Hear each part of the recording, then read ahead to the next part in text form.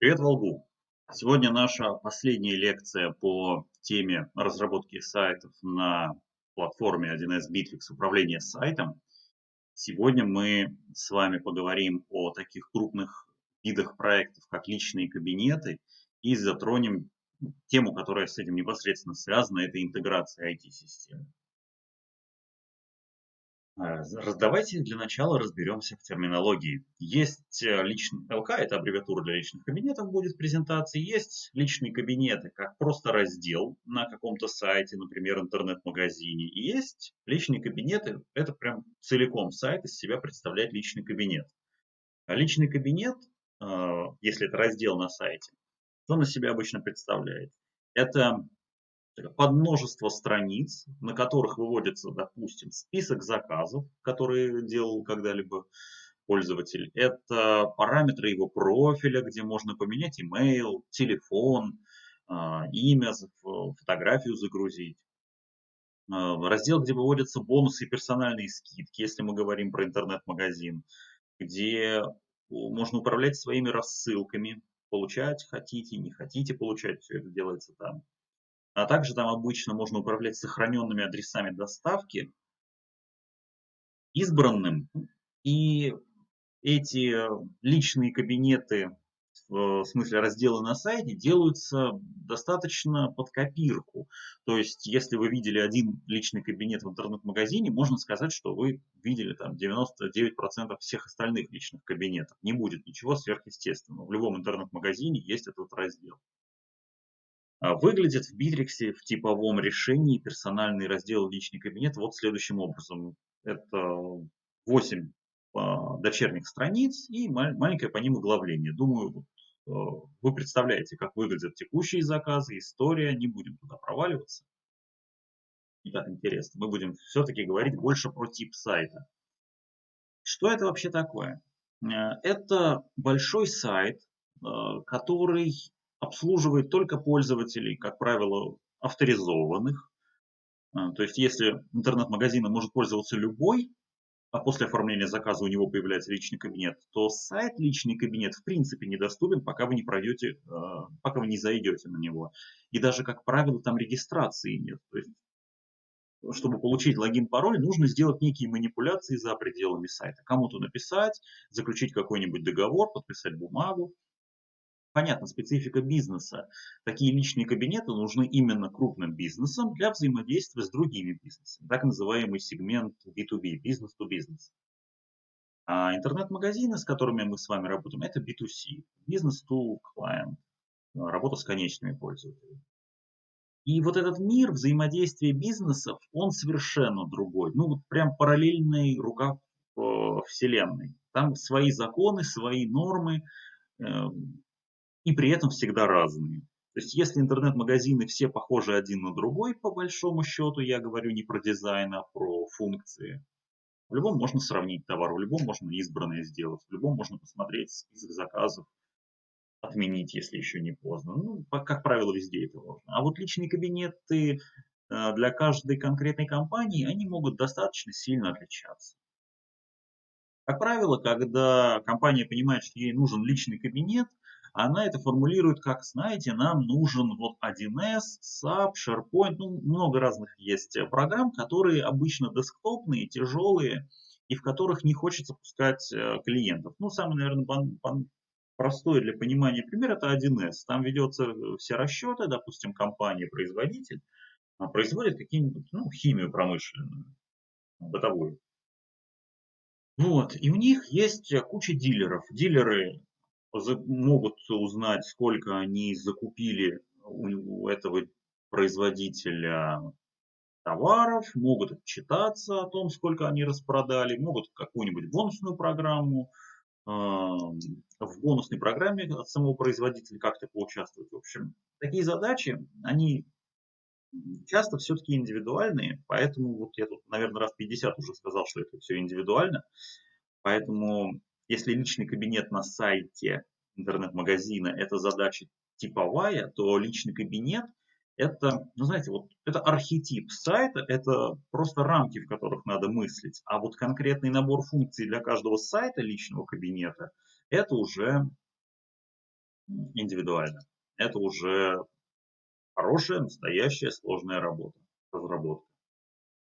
В личных кабинетах, как правило, если говорить о том, что там есть какие-либо отчеты, ну вот как вы, покупатель интернет-магазина, видите свои заказы, отчет по заказам, вот так же и в личном кабинете партнеры хотят видеть некие отчеты по какой угодно сфере.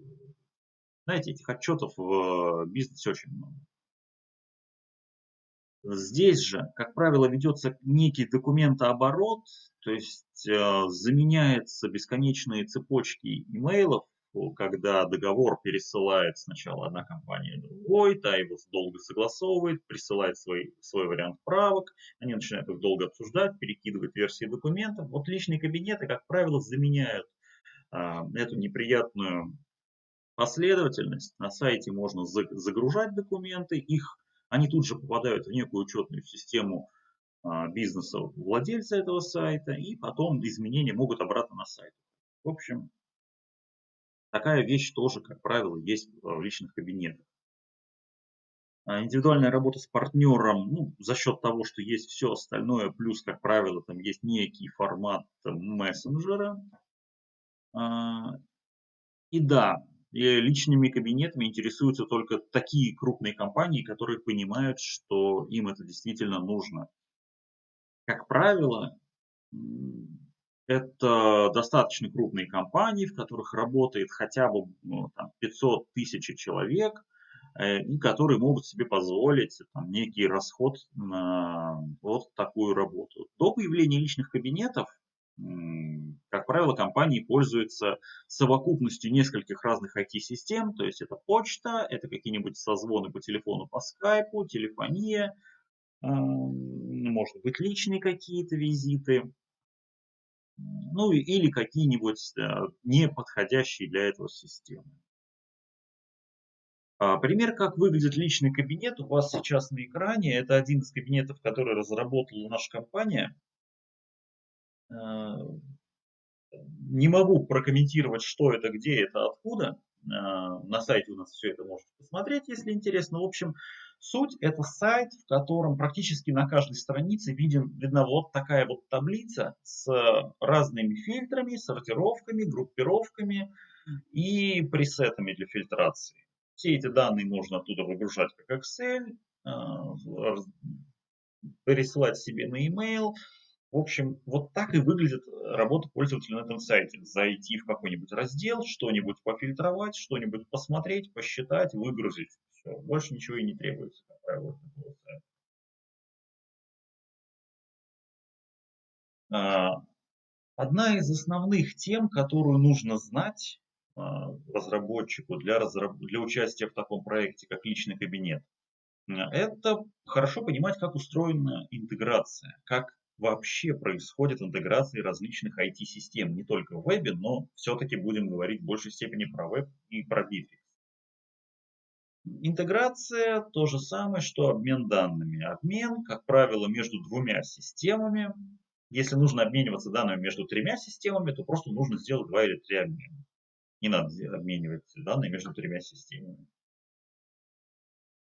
Каждый обмен, каждая интеграция определяется тремя китами. Это формат, протокол и алгоритм. Формат — это то, как выглядят данные, которыми обменивается система. Это может быть какой-нибудь бинарный файл, может быть XML, может быть JSON, может быть э, не знаю, .eml, email. В общем, это то, как выглядят данные, выходя из одной системы до того, как попадают в другую. Протокол — это конкретный транспортный механизм, который передает данные в определенном формате из первой системы во вторую. Примеры протоколов — это HTTP, SIP, SMTP, FTP, их много. Самый популярный в вебе, понятно почему, это HTTP. Также достаточно популярен FTP, потому что это просто загрузка файла на сервер. Многие системы так предпочитают решать проблемы. Но HTTP лежит в основе многих, очень многих интеграций. Поэтому, ну, так как это основной протокол для веба, вы с ним уже должны быть знакомы. И алгоритм — Это описание, как именно данные из системы 1 превращаются в определенный формат и как именно по протоколу они куда уходят. С обратной стороны, как та система расшифровывает данные, куда записывает, как именно. Это все представляется некой блок-схемой или диаграммой UML Activity. Недостаточно сказать, что мы будем обмениваться XML-ками, будем вам их по FTP загружать. Надо объяснить, какая структура XML, как он вообще будет формироваться, как часто, кто будет инициатором обмена, система, которая предоставляет данные или система, которой нужны данные. Вот это все есть алгоритм. Примеры интеграции – это обмен товарами между какой-нибудь самописной учетной системой и сайтом. Протокол FTP, формат CSV. Допустим, есть некая система, написанная, не знаю, на Delphi, старая-старая. И она умеет ровно две вещи. В ней можно работать, и из нее можно какие-нибудь CSV-файлики выгрузить. Как с такой системой интегрировать сайт? Да только беря этот CSV-файл, вручную сформировали его, закинули на сайт в специальную папку, договорились, и настроили так, чтобы эти CSV-файлы в этой папке по специальному алгоритму раз в час обрабатывались, куда-нибудь там загружать. Может быть, система сама умеет по FTP загружать, и тогда человеческий фактор тут еще меньше. Еще вариант интеграции несколько нестандартный. Парсинг курсов валюты с сайта ЦБРФ. Формат данных там XML и протокол используется HTTP. Также интеграцией можно считать и интеграцию сайта с Яндекс.Маркетом. Есть определенный протокол HTTP, есть определенный формат Яндекс Markup Language, EML. Все, примеров на самом деле очень много можно привести интеграции, и это не только непосредственно обмен данными чего-то с чем-то. В какой-то степени можно даже сказать, что есть интеграция сайта и поисковой системы. Формирование robots.txt и sitemap XML тоже в какой-то степени интеграции, ну или помощи. Один из основных приколов, который есть в интеграции, называется веб-сервисы. Если говорить чуть серьезнее, то веб-сервис – это готовый шаблон соглашений или прям стандартов для интеграций. То есть не нужно каждый раз придумывать, открывать вот такой список и думать, ага, в этот раз мы выберем, допустим, CSV и будем его передавать по SMTP, присылать мы его на почту. Нет, такое каждый раз не нужно делать, когда встает вопрос, как две системы связать друг с другом. Как правило, смотрят в сторону веб-сервиса, потому что они уже кем-то до вас заранее продуманы, и даже есть некие инструменты для их тестирования, обкатки. Самые популярные веб-сервисы – это SOAP и REST. Остальные – это XML RPC, JSON RPC, GraphQL, gRPC, много разных форматов, но самых главных, вот как правило, это SOAP и REST. Также их можно запомнить, у себя в голове задержать. То есть, если бы вам нужно было запомнить главное про веб-сервисы, то запомните хотя бы это. SOAP – это XML-файлы через HTTP, REST – это JSON через HTTP. Вот хотя бы это запомните. Но вообще, конечно, нужно всю эту презентацию понять. И поговорим подробнее про эти два формата. SOAP и REST. SOAP – Simple Object Access Protocol. Это специальный протокол передачи простых объектов в формате XML. Он очень строгий, очень типизированный. Чтобы ворваться в SOAP, невозможно ворваться в SOAP. Вам нужно строго проработать веб-сервисы на стороне клиента и на стороне сервера. Но все-таки больше на стороне сервера. Вам нужно определить все типы данных, потому что если у вас они нестандартные, то извините, нужно их приводить к стандартам. На самом деле это чем-то похоже на программирование, когда вы подготавливаете для себя объекты, поля, ровно то же самое. Допустим, вам нужно передавать корзину интернет-магазина между двумя системами. Вы думаете, так, корзина – это нестандартный объект. На какие стандартные я могу его разложить? Допустим, массив из объектов, позиция корзины. Массив стандартный, Позиция корзины нестандартная. Как позицию корзины можно разложить? Это массив из артикула, цены, количества. Ну, для начала так. И артикул это строка, позиция, вернее не позиция, цена это дробь, количество это, ну, в зависимости от системы, давайте предположим, что число. Вот мы свели массив из сложных объектов, каждый из которых представляется строкой, дробью и целым числом. Вот теперь мы готовы к свапу, можно его описать. Swap во многих системах считается отраслевым стандартом. Он есть во многих очень-очень крупных системах учетных. И при этом он довольно-таки старый, громоздкий, неудобный. Так что у него есть и плюсы, и минусы. Нельзя сказать, что вот прям идеальный. Его тяжело делать самому с нуля, допустим, в PHP написать самому swap сервер и даже клиент это очень тяжелая задача. Хорошо, что есть готовые библиотеки. Потому что это не просто XML, это XML в очень строгом формате. Также, ну знаете, тут в принципе можно запомнить еще следующее правило, что в веб-сервисах всегда кто-то страдает. Либо страдает тот, кто разрабатывает веб-сервис, либо страдает тот, кто пользуется. Вот в SWAP страдает тот, кто разрабатывает. Очень долго нужно разрабатывать рельсы для SWAP сервера, зато потом он достаточно удобно, им достаточно удобно использовать. Его довольно удобно использовать. Есть у него такая замечательная фишка, он автодокументируется. Если вы описали методы, которые у вас есть, объекты, которые у вас есть, то все программы по тестированию и взаимодействию с SOAP автоматически у вас вытягивают, скажем так, словарик, какие методы вы знаете, какие объекты поддерживаете, и достаточно удобно позволяет слать запросы. То есть основная нагрузка именно идет в момент разработки этого сервиса, именно на стороне сервера веб-сервиса. Этот не сказал, данные в формате XML передаются через обычный HTTP. То есть как, хотя мне почему не сказал, вот на предыдущем слайде. XML через HTTP пересылают. Еще раз, преимущество. Это отраслевой стандарт. У него очень много строгой спецификации. На любой вопрос можете получить ответ по самому SOAP. Хорошо поддерживается в продуктах Microsoft, ну любят они вот это. Прям, ох, как любят. Они, эти интеграции через SWAP достаточно однозначны, ну это и REST в какой-то степени присуще. И они автодокументируются. Вот автодокументация самая приятная. Вам не надо договариваться с кем-то, вам не нужно много вопросов задавать разработчику веб-сервиса, если вы пользуетесь, не разрабатываете. Вы просто получаете документ, и там автоматически созданный VSDL называется. Там все.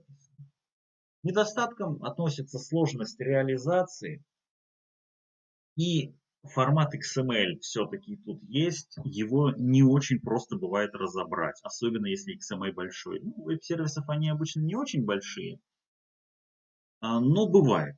И чем больше XML файл, тем сложнее его разобрать. Хорошо, если получается за один присест, а вот если нет, то нужно хороший парсер находить для XML. Пример SOAP запроса выглядит вот так. Просто чтобы что-то спросить, мы делаем так называемый convert envelope. Внутри него, смотрите, есть body, тело. Мы вызываем метод getPrice и передаем туда аргумент item apples. Мы, похоже, не глядя, забегая вперед, мы хотим получить цену на яблоки. Ответ swap выглядит следующим образом. Это тоже конверт, у которого тоже есть тело. Тип getPriceResponse, тогда у нас был getPrice, теперь у нас getPriceResponse. И вот здесь аргумент price и цена. Вот. То есть, смотрите, у нас 9 строчек просто ради того, чтобы вернуть 1,9. 9. И это достаточно еще нормальный пример. Бывают. Представьте, что аргументов было бы больше. У нас бы там 2 аргумента, у нас было бы еще 3 строки. Был бы сложный структурированный элемент, было бы еще больше ответов. Строчек в ответе. Протокол, даже не протокол, REST. Это на самом деле архитектурный стиль. Он не документирован так четко, как SOAP. Это скорее тип мышления. Как надо делать. И все, что есть там, это соглашение общепринятой практики. И на самом деле этим он и хорош. Он достаточно гибкий, чтобы его можно было адаптировать, выкинув все ненужное. Если веб-сервис построен с учетом REST, его называют RESTful веб-сервисом. Microsoft такая. REST чем характерен? Самое главное, я вам уже сказал, это JSON через HTTP. Соответственно, раз у нас протокол HTTP, здесь, в отличие от SOAP, вовсю используются методы. Вы до сих пор, к этому моменту вы должны знать, что есть два метода в протоколе HTTP. Get и POST. Get – это получение данных, просто перешли по адресной строке в браузере. POST – это отправка данных, это отправили какую-нибудь форму на сайте, например, форму. В REST начинают использоваться еще два метода. Это put для изменения данных и delete для удаления данных. Но опять же, это не стандарт, это соглашение. Поэтому часто на самом деле встречаются такие веб-сервисы, в которых по-прежнему используются только два самых популярных метода – get и post. Если использовать все 4 метода, на самом деле так рекомендуется, но это подольше будет в разработке, то у вас получается хорошее соотношение с классическим набором операций create, read, update, delete. То есть как у нас в базе данных есть запросы на чтение, на создание, на обновление, на удаление, также у вас будут все эти 4 HTTP метода. Это соглашение, от него часто отходят. Если нужно побыстрее, только два метода. Если времени много и хочется сделать прям совсем по науке, тогда делайте все 4. Преимущество REST. Его достаточно просто реализовать. Его достаточно быстро можно реализовать. То есть если бы мы делали один и тот же веб-сервис в формате REST и SOAP, REST мы бы сделали намного быстрее. И дорабатывали бы его намного быстрее. И при разработке он бы был, наверное, примерно так же понятен, как и SOAP. Если мы инкапсулируем работу SOAP или REST и будем смотреть только на логику, то разницы вообще никакой нет. Как правило, никакие программные надстройки библиотеки не требуются. Функция кодирования и декодирования JSON есть в любом языке. Ну или ее очень просто достать. И сам формат JSON достаточно компактный. Вам не нужно парсить гигабайт файлика, чтобы вытащить оттуда 50 строк. Ну, очень условно. В XML тоже не нужно 50 гигабайтов парсить, чтобы 10 строк вытащить. Но для красного словца можно и преувеличить, чтобы вы понимали, что все-таки JSON лучше, приятнее.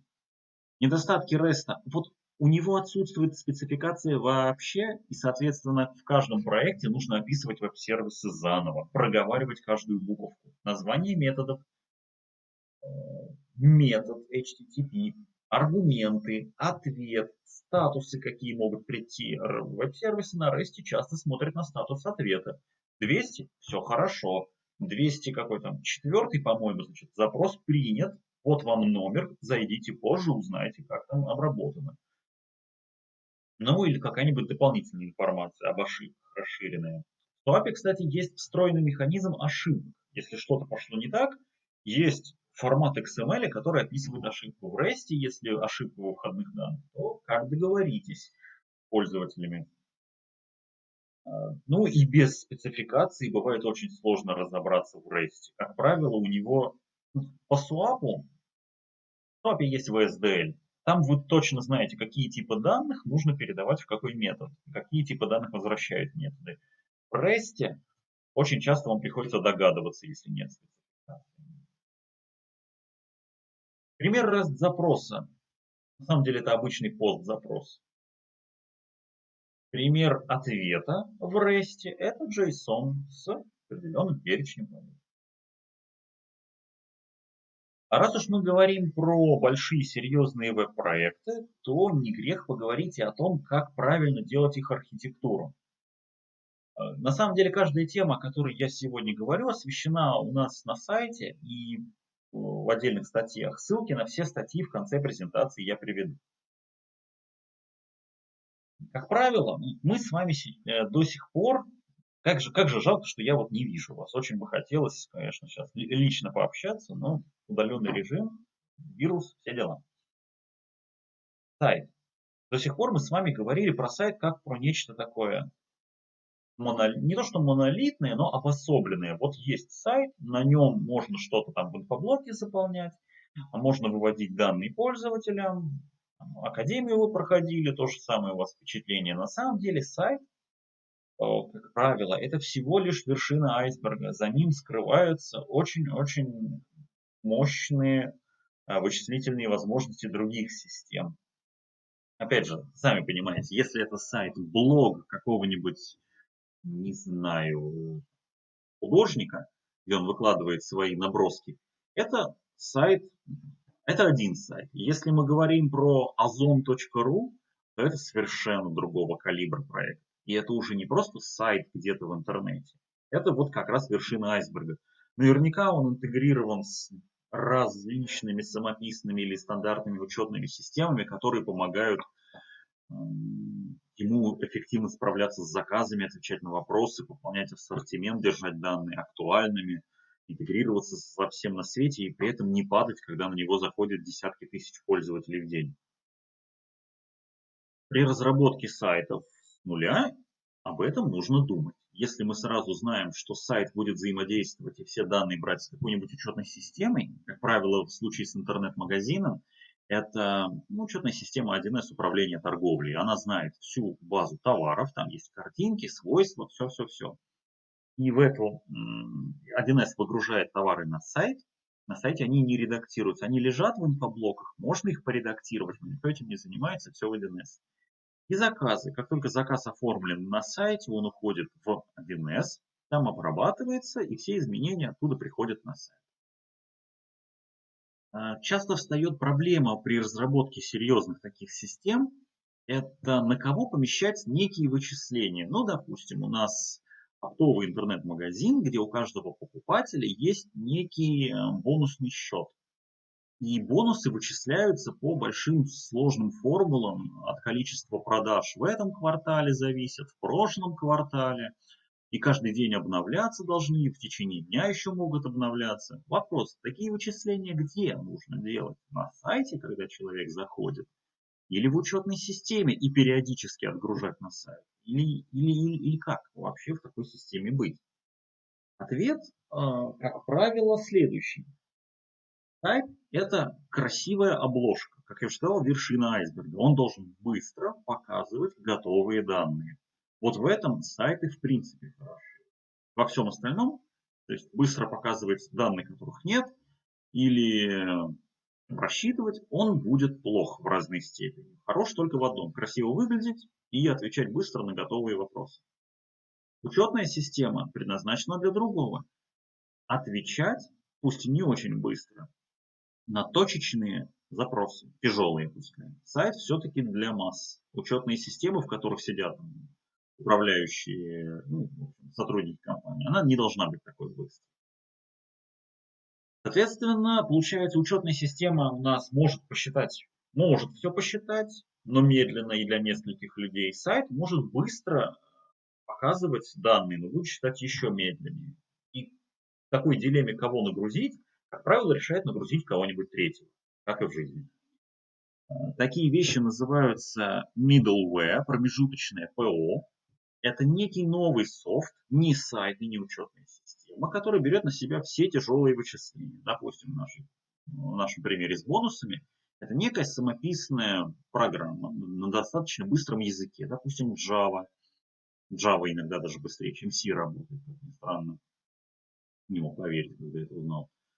Программа на Java, которая подключается к учетной системе, вытягивает оттуда все данные, считает их быстро-быстро и передает на сайт. Или с другой стороны берет с сайта данные и в учетную систему. Но вся нагрузка приходится именно на вот это промежуточное ПО. Сайт у нас продолжает быстро отвечать на готовые вопросы, учетная система продолжает медленно отвечать на несколько точечных запросов пользователя. Бывает так, что сайт должен работать не просто в связке с какой-то учетной системой, а со многими учетными системами. Вот как в таком ужасном примере, допустим, нам нужен новый сайт, который взаимодействовать будет с 1С, а вообще-то в эту 1С данные идут из Bittrex 24, а вообще-то туда они идут из WordPress, а WordPress связан с Microsoft Azure и другой 1С. Ну, в общем, и это еще, знаете, пример, конечно, выдуманный, но от реальности он не очень-то и оторван. Бывают такие схемы, и бывают даже хуже. Здесь все вопросы мог бы решить такой архитектурный подход, как ESB, шина, сервисная шина предприятия. Это некая универсальная система, через которую проходят вообще все данные. У нас часто говорят, что в каждой интеграции должен быть папа. Система, которая является точкой правды. В любых коллизиях смотрят на эту систему, как там, значит так правильно. Вот здесь представим, что у нас есть данные о каком-нибудь человеке в 1С и в Azure. В WordPress они должны сводиться воедино. А что если они конфликтовали вот здесь и здесь? Как-то передастся в Bittrex 24 и отгрузиться в 1С. А здесь тоже уже может быть данные по этому пользователю и здесь, и здесь. И тогда у каждой системы рано или поздно может сложиться, что она, допустим, человек поменял номер телефона, он поменялся в 1С, а в Azure еще нет. В WordPress какой будет номер, старый или новый? В Bittrex 24 какой перейдет? В общем, это вот к вопросу, почему в каждом обмене нужен папа. Да вот потому, чтобы понять, всегда знать, кто главный. И сервисная шина предприятия берет на себя роль главного в какой-то степени. Она знает, как нужно. К ней все обращаются, через нее все данные регистрируются и передаются тем, кому интересно. Через нее все данные, кому интересно, запрашивают. Если у нас, вернемся к нашему примеру с сайтом, несколько учетных систем, нам по-прежнему может пригодиться вот это промежуточное ПО. То есть пока у нас учетная система была одна, мы говорили, что это middleware. Ну, между двумя системами просто какая-то третья. Если у нас систем больше двух, то тоже middleware это ESB шина. В таком случае, вот еще раз посмотрим на эту картинку, вы, должно быть, уже знаете термин фронтенд и бэкенд разработка. Фронтенд это то, что видит пользователь в своем браузере. Основные языки, которые надо знать, это CSS, JS, JavaScript и HTML. И бэкенд это язык, допустим, PHP и SQL. Так вот, тут забавная ситуация. Термины фронтенд и бэкенд настолько разрослись, они уже вышли за рамки веб-разработки, и теперь в принципе, вот в этой сфере IT иногда слово фронт и бэк используется для разделения чего-то, на первый взгляд, монолитного. Фронт – то, что видят люди, бэк – то, чего они не видят. Вот если посмотреть на такую структуру проекта, то сайт целиком из себя представляет как бы фронтенд. Люди взаимодействуют с сайтом. Там на сайте есть свой фронтенд. Фронтенд фронтенда получается. Вот такой конфликт терминов. А учетные системы называются бэкэндом в таком случае. Надо вот это понимать. Фронтенд это может быть JavaScript, имеется в виду, прям грубо и верстка. А может быть имеется в виду весь сайт с точки зрения вообще инфраструктуры. Когда вы видите большую диаграмму, на которой сайт помечен как маленький элементик, вот этот маленький элементик фронтенд. Если вы видите схему по конкретному сайту, и где никаких 1С не фигурирует в учетных систем, то это у нас фронтенд, имеется в виду JavaScript. В таком случае этой схемы, как я уже сказал, бэкэндом являются учетные системы. Они ведут биллинг, они учитывают все денежные транзакции, считают балансы, управляют складским учетом, вычисляют какие-нибудь персональные цены или хотя бы правила содержат для вычисления персональных цен. Промежуточное ПО чем занимается? Взаимодействует и с тем, и с другим, чистит данные от мусора, Потому что если в любой базе телефонных номеров рано или поздно встретится номер, начинающийся с +7, 7, 8, вообще без ничего, +8, что угодно может быть. Мусор может быть в любых данных, и middleware должно либо их восстанавливать, если есть возможность, либо совсем удалять, стандартизировать. Стандартизация, второй пункт. Дальше, допустим, в учетной системе есть своя база городов России, а на сайте своя. Ну, допустим, сайт старый, учетная система старая, и их решили подружить. Кто будет говорить, что Россия на сайте соответствует России в 1С? Там по названию, конечно же, можно сопоставить, но рано или поздно вы упретесь в города, которые встречаются там в 6 областях, какие-нибудь мелкие. И вот тут-то учетная система должна дать интерфейс, чтобы сопоставлять. Вот там, этот хутор Бобры соответствует вот этому хутору Бобры в этой области. Также middleware может вести учет остатков в режиме реального времени, там, прямо сейчас, прямо сегодня, и какие-то промежуточные суммы делать, чтобы это в течение дня быстро проверять. Может взаимодействовать с большим количеством учетных систем. Ну, про инкрементальные расчеты я уже говорил. Допустим, нам нужны бонусы каждый день. Каждый день мы считаем, сколько бонусов изменилось со вчерашнего дня. Эти данные не нужны в учетной системе, но они почти нужны в каком-то виде сайту. Поэтому middleware берет на себя эту роль. И в таком случае на сайте наступает не то, что было, знаете, когда проект правильно построен, его в принципе приятно делать. Вот на сайте остается только вывести чистые данные клиенту, быть красивым и удобным. Просто собирать данные из формочек, отправлять письма и смс какие-нибудь разовые. Ни в коем случае не маркетинговые рассылки. Этим надо управлять в специальных системах. Готовит запросы к middleware и выводит вычисленные результаты. Допустим, если бы у нас был личный кабинет, и нам нужно было бы посчитать какой-нибудь здоровский отчет, то на сайте была бы форма «Запросить отчет», мы ее заполняем, нажимаем кнопочку «Отправить», получаем сообщение. Отчет придет вам через 5 минут.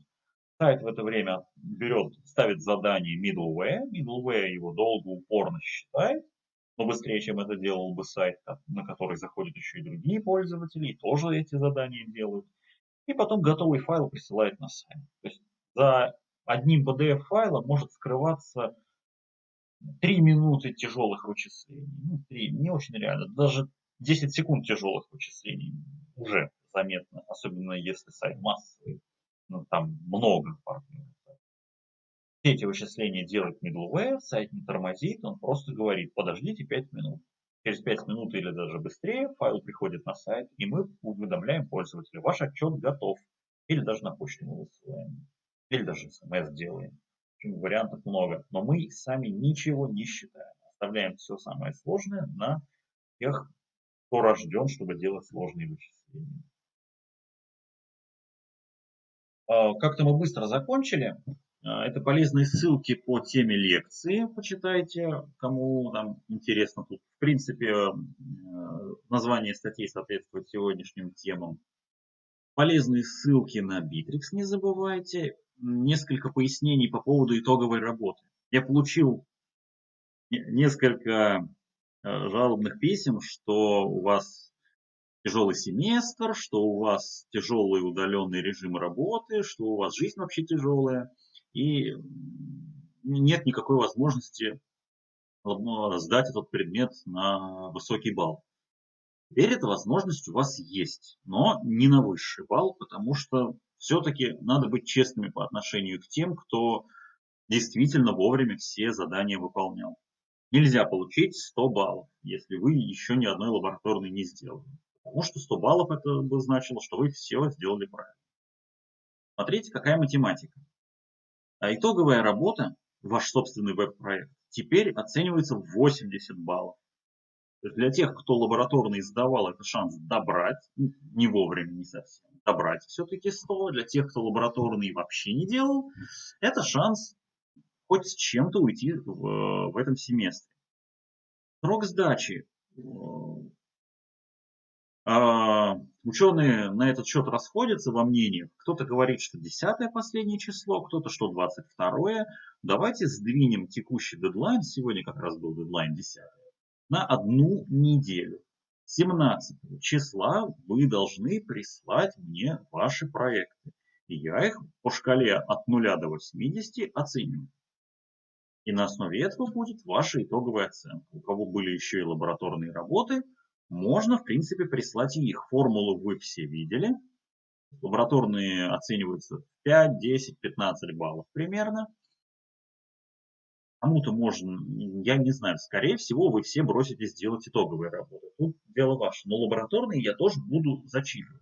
Если появится человек, который не ходил семестр, а потом в один день прислал все лабораторки и итоговую, скорее всего, самую там первую, вторую, третью уже проверять не имеет смысла, слишком много времени прошло. Если мы посмотрим на формулу, там же берется запоздание по дням и вычитается из 100 баллов. Соответственно, если мы уже месяца 3 учимся, то значит это где-то 90% потеряно на лаборатории. 10% от 5 баллов, 0,5 баллов у вас будет. Поэтому, и к тому же итоговая работа в какой-то степени это демонстрация всего того, что вы показали в течение, что вы должны были узнать в течение семестра. Итого, срок сдачи итоговой сдвигаем, это 17 через неделю. Баллов можно получить 80. И уточняю для, не помню, кто-то мне написал, я ответил письмом, здесь еще раз проговорю. Не обязательно делать интернет-магазин для итоговой работы. Это просто должен быть непростой сайт, на котором, почему он непростой? И сайт, на котором хотя бы есть одна нестандартная веб-форма, которая не делается, то есть ни авторизации, ни регистрации. При этом регистрация и авторизация должны быть, и должен быть смысл в них. Авторизованному пользователю на сайте у вас должны быть доступны какие-то дополнительные функции. У вас на сайте должна быть 404, у вас на сайте должно быть минимум 2 ЧПУ раздела, собственный компонент, собственный авторский, один агент, как минимум, и один обработчик событий. Как видите, я ни разу не сказал слово «должен быть интернет-магазин».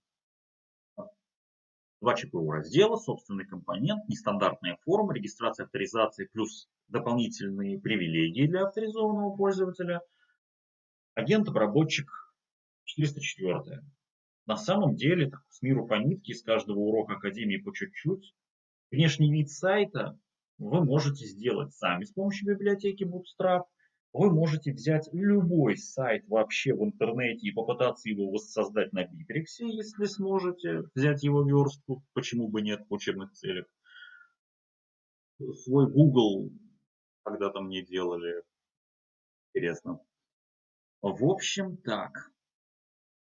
Следующую неделю лекций уже не будет. Я буду проверять ваши работы, отвечать на вопросы. Пишите мне на e-mail. Сейчас я буду быстрее отвечать. Я понимаю, что у вас там горит. Но.